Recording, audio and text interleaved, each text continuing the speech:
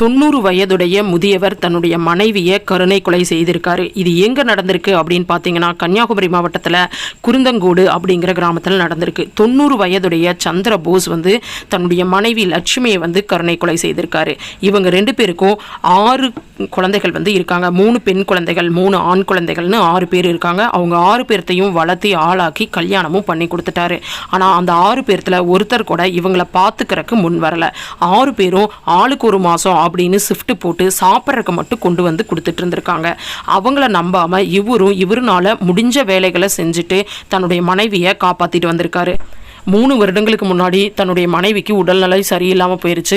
அப்பவும் இவர் தன்னோட மனைவியை நல்லா பாதுகாத்துட்டு வந்துட்டு இருந்திருக்காரு.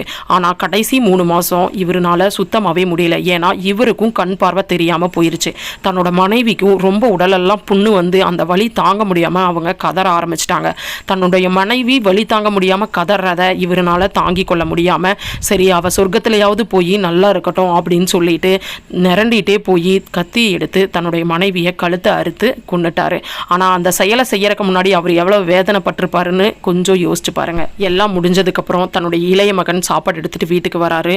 அப்போ வயதானவர் வாசலையே உட்காந்து அழுதுட்டு இருக்காரு. ஏன் அழுகிறீங்கன்னு கேட்டால் அவர்கிட்ட எந்த பதிலும் இல்லை. மகன் உள்ளே போய் பார்க்கும்போது தன்னுடைய அம்மா பிணமாக கிடக்கிறாங்க. இதுக்கப்புறமா மகள்னு எல்லாரும் ரொம்ப அழுகிறாங்க, கதறாங்க.